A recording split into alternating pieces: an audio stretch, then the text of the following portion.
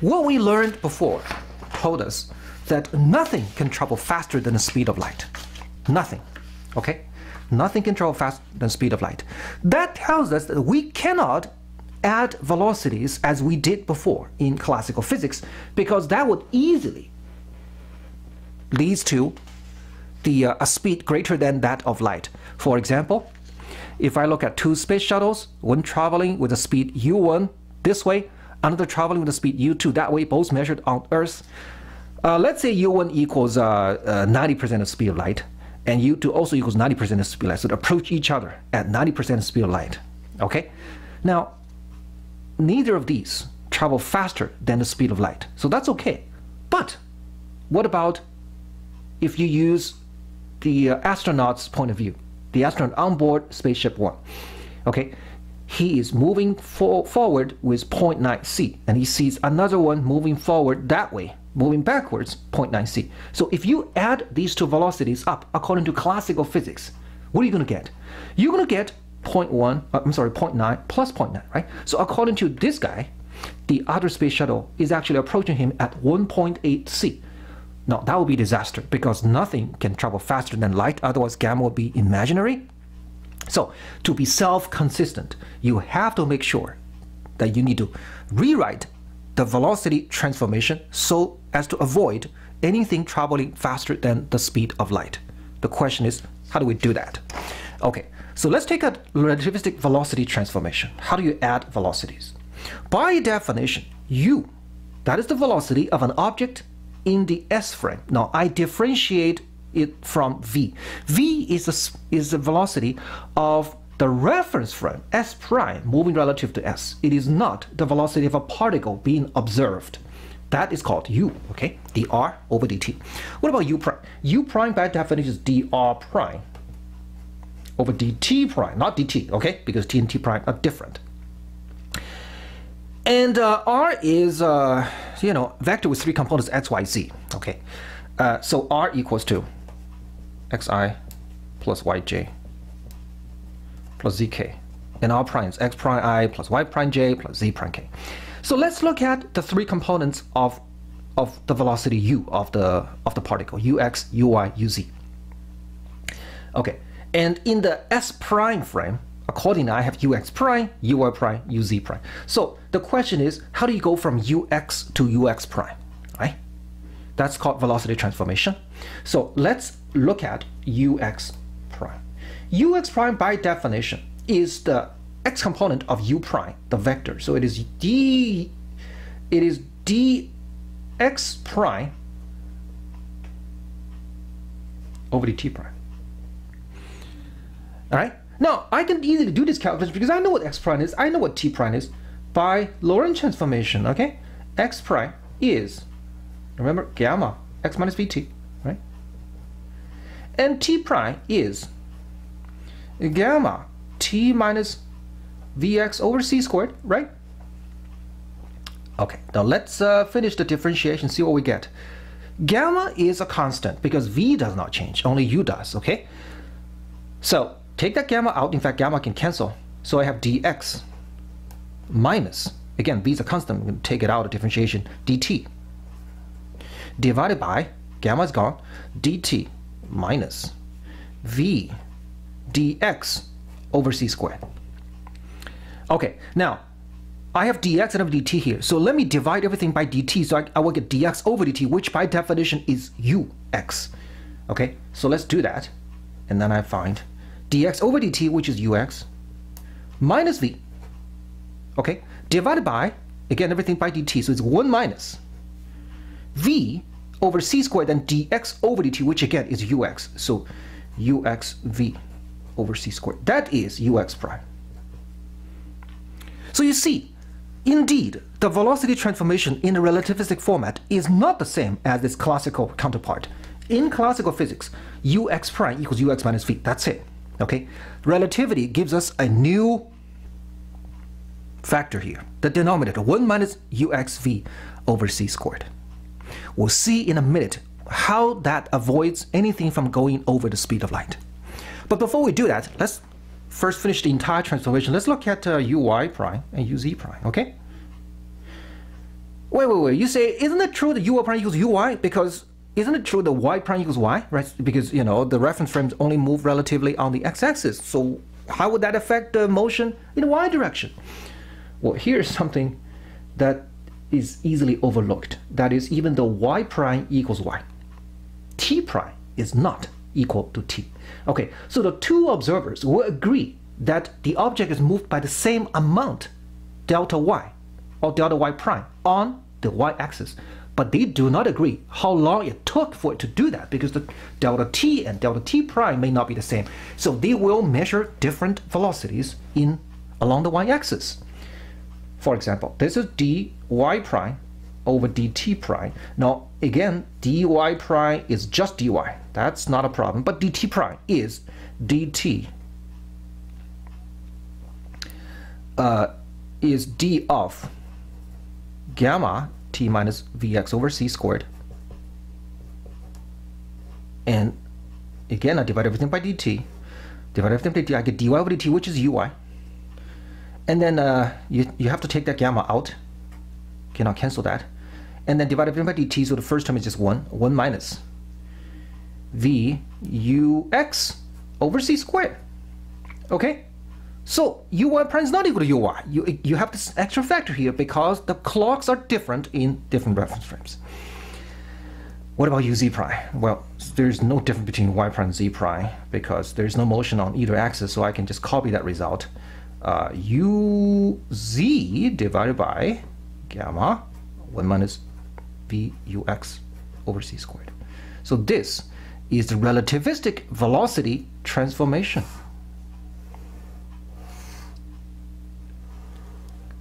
And let's see how we can avoid anything going over the speed of light. Okay, anything going over the speed of light. Let's look at this example.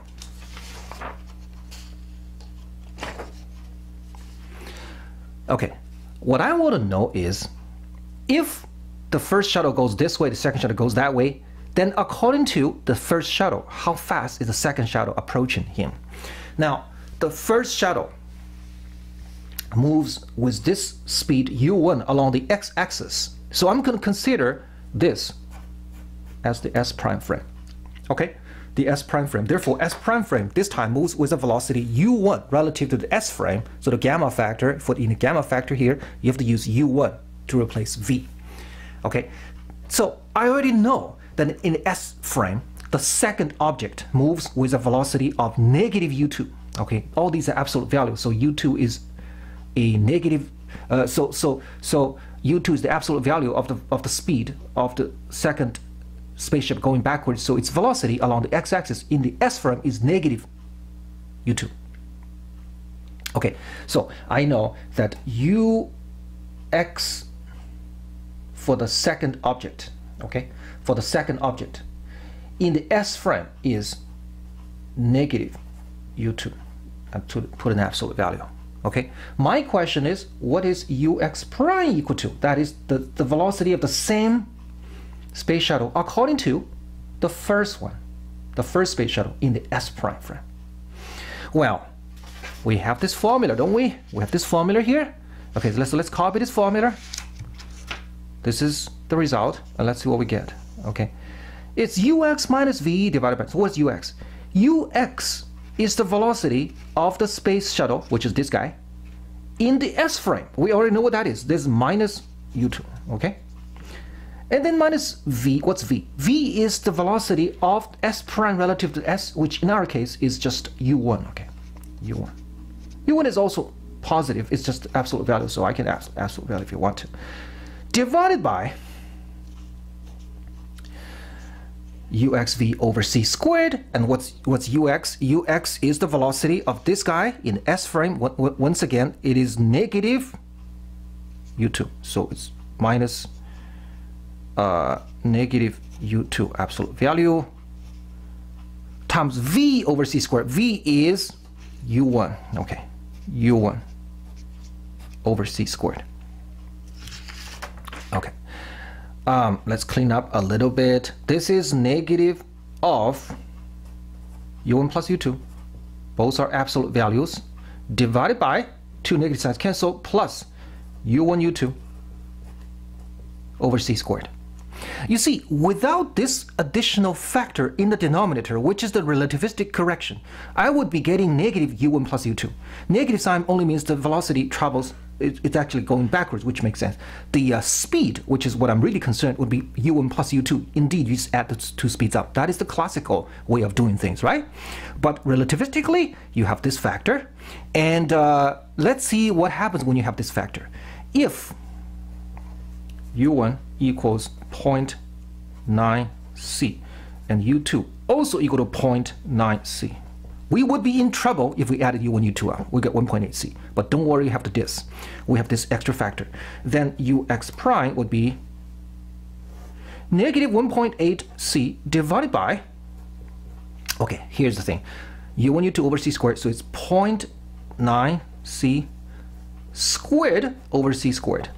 Okay, now this is negative 1.8c divided by, what is 0.9 squared? Is 0.81. So plus 1 is 1.81. Okay? And here's the thing. Look at this number here. 1.8 divided by 1.1. It is very close to 1, but not quite. It's a little bit less than 1. So therefore, indeed, ux prime is still less than c. We have avoided going over the speed of light. In fact, you don't have to, you can even get closer. You can put 0.99c here, 0.99c. You will get even closer than c, but still it is below c. As a matter of fact, if u1 equals c, which means we're not, u2 equals c. So we're dealing with this is no longer a space shuttle. It is a beam of light. Okay? If it's a beam of light, then I don't care whether it's S or S prime who's doing observation. You're going to get the same exact result for its speed, which is c. Okay? In fact, if that's the case, let's look at ux prime. That is the speed of this beam of light in the S prime frame. What is that equal to? Okay, negative. All right? u1 plus u2. Now u2 is c. u1 is the speed of the S prime frame. It can be anything. So I have u1 plus c. And you divide this by 1 plus u1, u2 over c squared. Again, u2 is c. So it's u1c over c squared. I can rewrite this as multiply everything by c. Then I get negative u1 plus c. And there's multiplied numerator by c as well, and this denominator becomes what? u1 plus c. So you see, I don't care what u1 is. The result is equal to negative c. Negative only means it goes backwards. Okay, clearly, this is the requirement of relativity, and that is, if we're looking at a beam of light traveling the speed of light, whether you look at it from S or S prime frame, you arrive at the same exact result for its speed, which is c. Magically, we have a self-consistent theory, okay? Regardless of what u1 is, the final result for this u2 is always equal to c, as required by the postulate of second postulate of Einstein. So this is how velocity transformation works. Okay, now we're introduced to notation of relativistic four vectors. This subject is not discussed in our textbook, but it's quite simple to understand and actually helps us a lot. You will see. Okay, a relativistic four vector is a set of four numbers, x0, x1, x2, and x3. And these are the values in the S frame. Now, you don't just put any four numbers in the same place and call them relativist four vector. In order to qualify as a relativistic four vector, they must transfer from the S to the S prime frame to x naught prime, x1 prime, x2 prime, x3 prime in the S prime frame through the same Lorentz transformation. Okay, this has to be true. In other words, x prime and x are related in the following manner. X naught prime equals gamma x naught minus beta x1. x1 prime equals gamma x1 minus beta x naught. You see how symmetrical it is. And x2 prime must equal to x2, and x3 prime must equal to x3. This is the requirement for these four numbers to be called the components of a four vector. Okay? And have we learned any four vectors already? Yes, we have. We have the so-called space-time four vector. And that is CT and R. R, of course, is X, Y, and Z, so it's the same as CT, X, Y, and Z. So you see, this is our X naught, this is our X1, this is our X2, and this is our X3. What does the Lorentz transformation say? It says that T prime equals gamma T minus beta X over C. It says X prime equals gamma times X minus VT. It also says Y prime equals Y and Z prime equals Z, right? That in fact is the same as this. Okay, look, if I multiply both sides of the first equation by CT, by C, I have C here, and this C is gone, right? So this is CT prime, which is in fact X naught prime, because X naught equals CT. Gamma times CT, CT is X naught, minus beta X. X is X1, you see that? Okay, look at the second equation. X prime is in fact X1 prime, because X and X1, the equivalent to each other. So I have X1 prime equals gamma times X1 minus, I have here VT here. VT can be written as beta times CT, because beta times C equals V. Okay, beta being V over C. Now, beta times CT, CT is X naught. So you see this is beta X naught. Okay, so this tells us that the space-time four vector is equal to this. So basically, this is a different way of remembering the Lorentz transformation for space and time. You don't have to remember this directly. All what you need to do is you remember this, and you also remember what is X naught, which is CT, what is X1, X2, X3, just X, Y, and Z. But if that is the only four vector available, we wouldn't bother to do that, to introduce that. We just stick with the Lorentz transformation, right? The reason why we introduce the four vectors is because there are many, many quantities that will transfer in the same manner. The space-time four vector is one of the four vectors.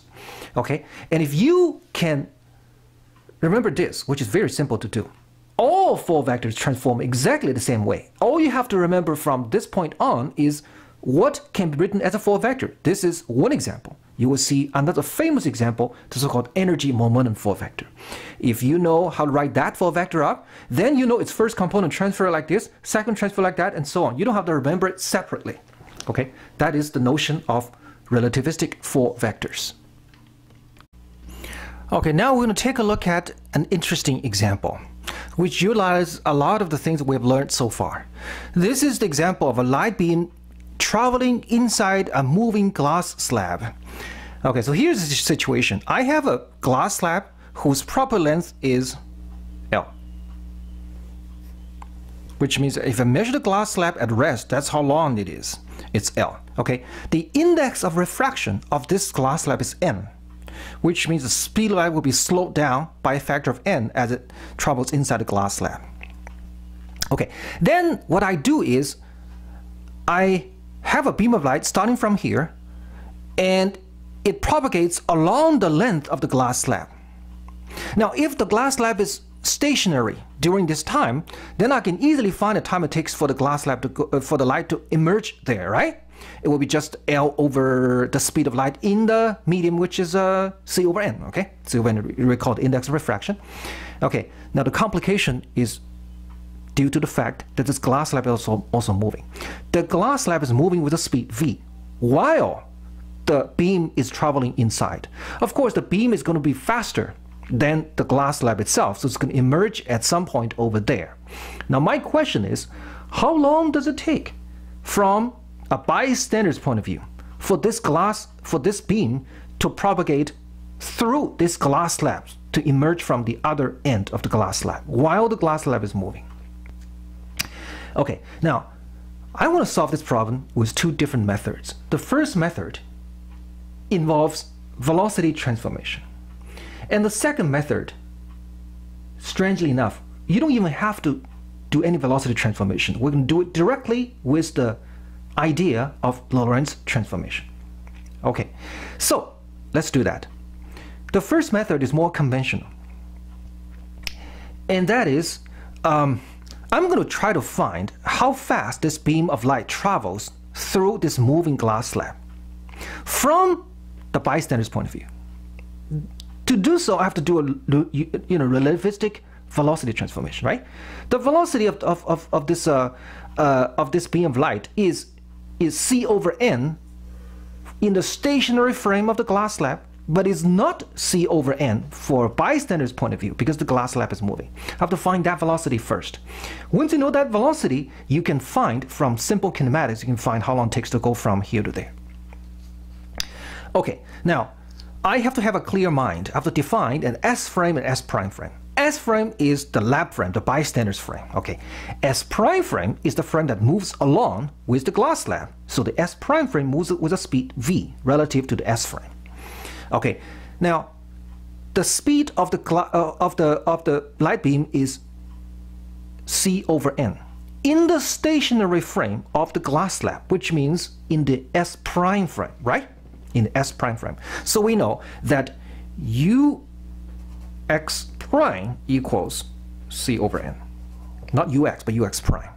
I need to know what ux is. I need to know how fast this beam travels in the lab frame. Okay? So given ux prime, can we find u? That is the question. And of course, we can do that. Okay? ux equals. Now you recall how we went from ux to ux prime. Now we're going backwards. Dig out the formula a minute ago that we got. Okay, that was what we got before. Ux prime equals ux minus v blah blah blah. But now we're going from ux prime back to ux. So we have to exchange x and x prime. You have to change v to negative v. So that's all we have to do. Okay, this becomes ux prime plus v. Okay, divided by 1 plus ux v over c squared, right? I'm sorry, ux prime, okay. And again, ux prime is c over n, so I'll plug that in. Okay, c over n plus v divided by 1 plus c over n, then times v over c squared, so it's v over nc. Okay, what is this again? This is how fast the beam travels through the glass slab according to the lab frame. Now, we already know the speed. Do we know how long a distance it has to propagate? Well, again, if the slab is not moving, that length is just L. But the slab is moving, so this is where the beam started, and this is where the beam has to end as it emerges. During that time, the front of the glass slab is already advanced by how much? By this distance, which is v times t. Okay, v being the speed of the glass slab, v times t. This t is what I'm looking for, or let's call it delta t. That's what I'm looking for. Okay, so the total distance is from here to there. So it appears to be L plus v delta t, right? Are we missing anything here? Are we missing a proper calculation of this length? Remember, this is a moving glass slab, right? According to the S frame, the lab frame. And in the lab frame, does it look as long as L? Remember this moving fish thing? No, it doesn't. Okay, it has shrunk, right? The length is actually L over gamma, remember? So the length between here and there is L over gamma, plus the front has moved by v delta t. So the total distance that the beam has to propagate before it emerges in the lab frame is not L plus v delta t, but L over gamma plus v delta t. That is the total distance. Okay? It travels that much distance with a speed of ux prime. I'm sorry, ux. Distance over speed equals the time, which is delta t. Right? And I'm looking for delta t, so I can easily solve it now that I know what ux is. So you plug that in, okay? So delta t equals to L over gamma divided by ux minus v. Okay, just solve for delta t first, and then you plug in a value for gamma, and you plug in a value for ux. Ux is right here. This is equal to, we'll do one more step. Okay, I'm gonna leave that rest to you. L divided by gamma is L times the square root of 1 minus v squared over c squared.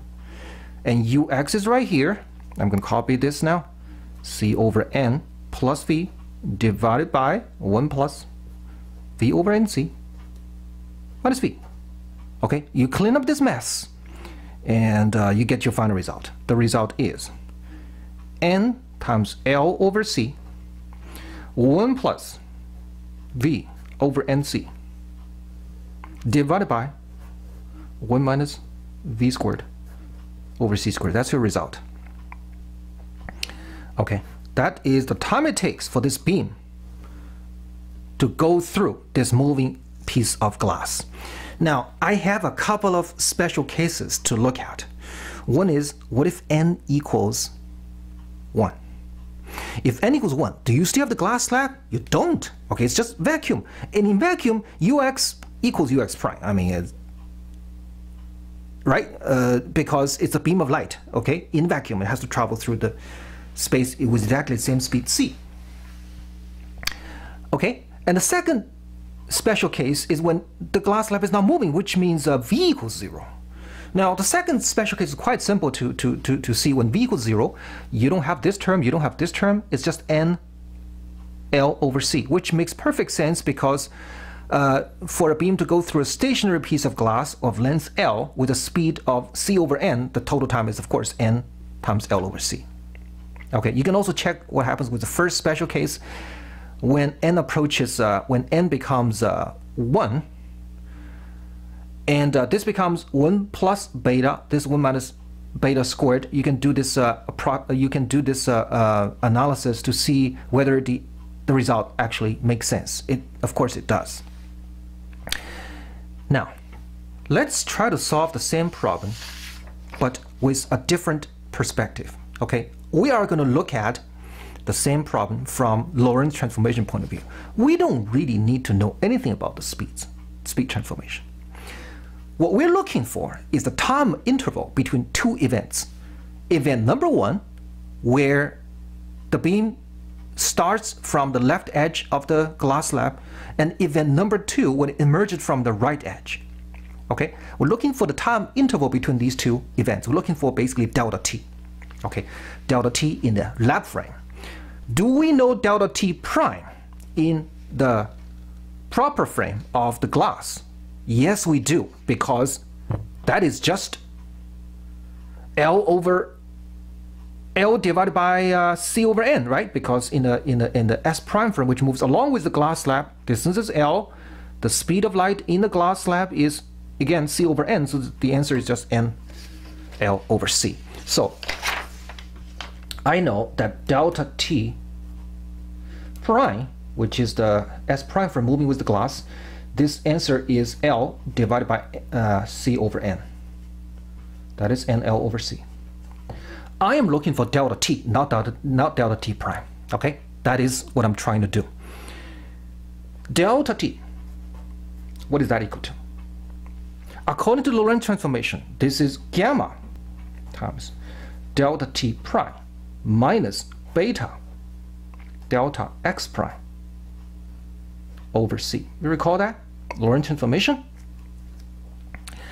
Okay, all we have to do is to plug in what is delta T prime and what is delta x prime. So what is delta T prime? Delta T prime is right here. N L over C minus beta over C times delta x prime. What is delta x prime? Delta x prime is the difference in location between these two events. Event number 1 is when it starts. Event number 2 when it comes out. Now in the S prime frame, we're measuring delta x prime. That is in fact just the length the proper length of this glass slab because it's not moving in the S prime frame. So delta x prime is just L, okay? It's just simple as that. And all we have to do now is to clean things up a little bit. Plug in gamma, okay? And if you did this calculation, you're just going to get the same exact answer. Well, in fact, I made a small mistake here. This should be a plus sign here. This should be a plus sign. Why? Because we are going from delta t prime back to delta t, not the other way around, okay? The Lorentz transformation went from, you would have prime here, not there. So v becomes negative v, so that becomes a plus sign.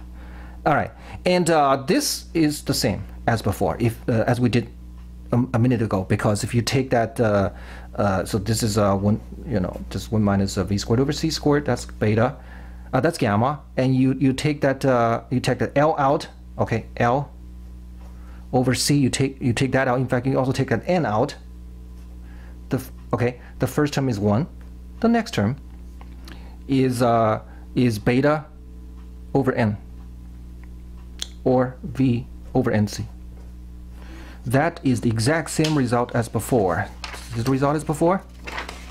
See the result we got a minute ago here? And this, see, they're the same. Okay. Which way do you prefer? Well, clearly the second method is faster, right? The second method is faster because we didn't have to deal with the speed issue. But of course, the first method is also quite intuitive, and it's gives us an opportunity to apply our knowledge of velocity transformation. But this second method represents a class of problems where all we have to do is to have a clear mind what is S prime, and find the corresponding quantities, how they transform between one and the other reference frame. You can get the answer quite easily this way too.